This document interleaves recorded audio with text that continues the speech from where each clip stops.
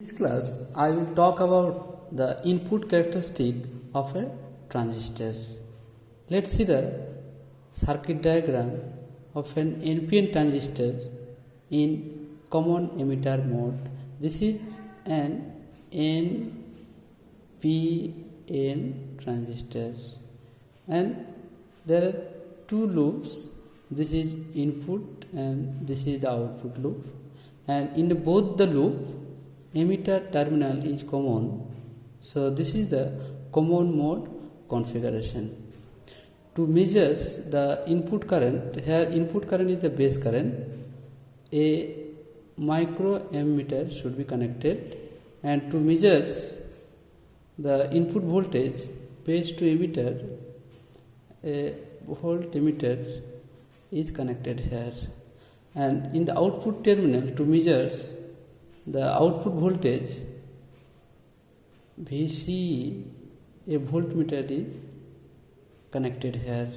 For input characteristic, we do not require collector current. I will discuss about the input characteristic of a transistor. And what is the input characteristic of a transistor?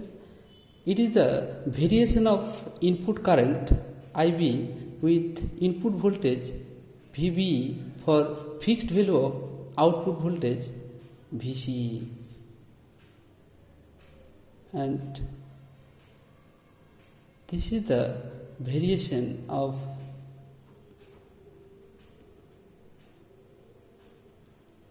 input current IB with VB for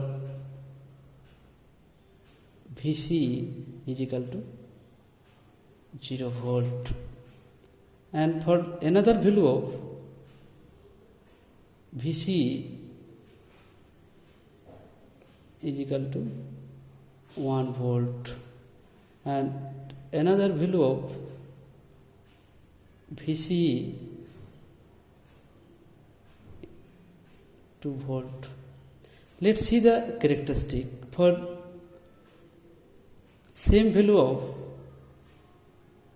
VB, suppose value of VB is V, and for VC is equal to 0 volt, this is the base current.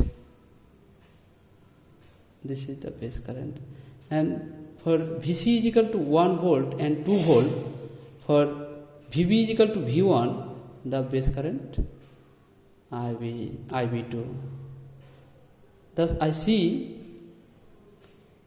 IB1 is greater than IB2, and this is due to the early effect, and we already have discussed the early effect in the previous class. What is early effect? In a transistor there have two junctions. This is, if we consider an NPN transistor, this is NPN transistor, this is emitter, this is base, and this is collector. Thus, there are two junctions in a transistor. This is the input junction and this is the output junction. Input junction remain in the forward bias condition. So, input junction always be in the forward bias condition, but the output junction remain in the reverse bias condition. Here emitter to collector connected here. So the VCE is equal to VCB plus VBE. So VC part of the value drop across base to collector, and part of the VC drop across base to emitter. And when VCE is smaller, VC is equal to 0 volt, then since here VB is equal to almost 0.7 volt, so VC equal to 0 with respect to at B, the value is almost say 0.7 volt, but the value of voltage at C is 0 volt. That means the collector remain at negative potential with respect to the base terminal, and since the collector is N type, so positive voltage is fall at the collector terminal. Thus the output junction is also remain in the forward bias condition. Thus for Vc is equal to 0 volt, transistor works in the saturation region.